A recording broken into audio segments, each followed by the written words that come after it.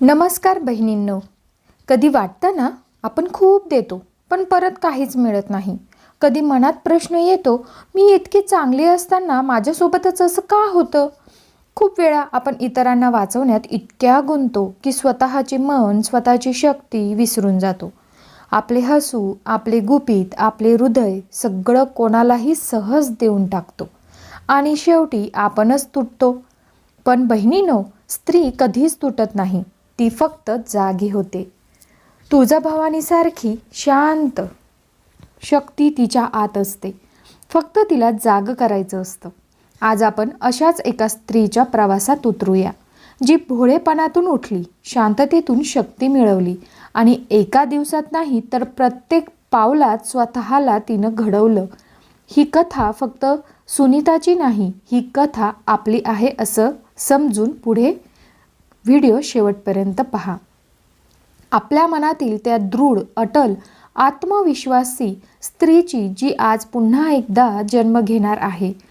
चला तर स्वतःला शोधण्याच्या या भावनिक, अंतर्मुख आणि शक्तिशाली प्रवासाची सुरुवात करूया. जय तुळजाभवानी माता. नमस्कार बहिणींनो आणि मावशींनो. आज आपण एका सच्च्या स्त्रीच्या जीवनकथेची यात्रा करणार आहोत, जी भोळेपणा सोडून शांत, बुद्धिमान आणि अटल मनाची झाली. ज्यात भोळेपणा टाकून मजबूत स्त्री कशी व्हावी हे सांगितले आहे. मी त्यात मराठी संस्कृतीतील श्री तुळजाभवानी मातेच्या शक्तीचे उदाहरण, भावनिक जागृती आणि व्यावहारिक पावले जोडली आहेत. ही एक कथा आहे संघर्षापासून तर विजयापर्यंत. एकेकाळी पुण्याजवळील एक शांत गावात सुनीता नावाची तरुण मुलगी राहायची. तिचे वडील शेतकरी, आई गृहिणी आणि 2 भावंडे. कुटुंब सुखी होतं, पण सुनीता अतिशय भोळी होती. शेजारीन बोलावली तर तिच्यासाठी जेवण तयार करायची, मैत्रिणींनी सांगितले तर रात्रभर गप्पा मारायची आणि प्रियकराने विचारले तर वैयक्तिक सगळे रहस्य सांगून टाकायची. बहिणींनो, भोळेपणा म्हणजे काय हो? इतरांना पटकन विश्वास टाकून स्वतःची ओळख हरवणं, असं ती म्हणायची, पण बदलायची नाही. एकदा तिच्या मैत्रिणीने विचारले, सुनीता, तुझा नवा मित्र तुझ्याशी खरंच प्रेमात आहे का गं? तिने हसून सांगितले, अरे, त्याने म्हटलं की माझ्यावर अवलंबून आहे. मी काय म्हणू? तिने घरची आर्थिक अडचण, आईची आजारी आणि वैयक्तिक गुपिते सगळी सांगितली. मैत्रिणींनी ते गावभर पसरवले आणि सुनीतेचा अपमान झाला. तिने मौन बाळगले. असे दिवस चालू राहिले आणि तिचे नाते तुटले, कारण ती नेहमी हो म्हणायची, नाही म्हणायला शिकलीच नव्हती. हा तिच्या आयुष्यातील पहिला धक्का होता. सुनीतेच्या लग्नाची वेळ आली. तिचा नवरा प्रशांत शहरात नोकरी करणारा. सुरुवातीला प्रेमळ वाटला, पण लग्नानंतर त्याने तिच्या भोळेपणावर हल्ला चढवला. तू का सगळ्यांना सांगतेस? आता बोलणे बंद कर. सुनीता शांत राहिली, पण घरात शांतता नव्हती. शेजारीन मालती भेटायला येई आणि वैयक्तिक बाबी विचारायची. सुनीता सांगायची, माझे आरोग्य खराब आहे. प्रशांत वैतागतो. मालतीने ते मैत्रिणींना सांगितले आणि अफवा सुरू झाल्या. एकदा मोठा प्रसंग घडला. सुनीता गर्भवती होती आणि तिने प्रशांतला म्हटले, मला तुझ्या आईची मदत हवी. त्याने टाळले. तिने सासूला फोन केला आणि भांडण झाले. तू भोळी आहेस, इतरांना विश्वास ठेवू नकोस म्हणत प्रशांतने दोष दिला. सुनीता रडली, पण बोलली नाही. तिचे वजन वाढले, आत्मविश्वास गेला. मराठी संस्कृतीत आपण माता तुळजाभवानीची आराधना करतो, जी शांत शक्तीची देवता आहे. सुनीताने भक्ती केली, पण ती कमकुवत वाटत होती. हळूहळू तिला समजले, भावुक होऊन उत्तर देणे चुकीचे, निरीक्षण करावे लागेल. या काळात तिची मैत्रीण विदुला आली, जी स्वावलंबी होती. विदुलाने सांगितले, सुनीता, चाणक्य नीती सांगते, स्त्रीने बुद्धी सोडू नये, स्वातंत्र्य जपावे. सुनीता पुस्तके वाचू लागली. स्ट्राईक तत्वज्ञान, मजबूत स्त्रीच्या सवयी. ती म्हणायची, मी आता जास्त बोलणे बंद करेल. एक रात्र सुनीता जागी होती. आरशात स्वतःला पाहून तिने विचार केला, मी का इतरांसाठी स्वतःला झिजवते? तिने ठरवले, बदल. पहिले पाऊल म्हणजे बदल.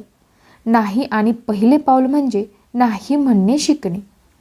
मालती आली तेव्हा तिने म्हटले, आज बोलायचे नाही. मालती चकित. दुसरे निरीक्षण. प्रशांतच्या बोलण्यातून त्याची असुरक्षितता ओळखली. रागावली नाही. ती व्यायामाला गेली, ध्यान केले, नियम पाळले. स्वतःला प्राधान्य, सीमा निश्चित करा. प्रशांत म्हणाला, मित्रांसोबत जा. तिने म्हटले, नाही, मला विश्रांती हवी. तो वैतागला, पण ती डगमगली नाही. माता तुळजाभवानीचा चमत्कार झाला. स्वप्नात तुळजाई माता आली आणि म्हणाली, माझ्यासारखी शांत पण अटल व्हा. सुनीता उठली, मंदिरात प्रार्थना केली. तिचा आत्मविश्वास वाढला. मी यात जोडले की ध्यानात तिच्या मनात तुळजाभवानी मातेचा जयघोष गुंजला. जय माता की, ज्याने तिला नवे बळ दिले. ती वाचत राहिली. मजबूत स्त्री म्हणजे स्वतःची किंमत जाणणारी. जास्त बोलणे बंद, फक्त ऐकणे. याने संबंध सुधारले.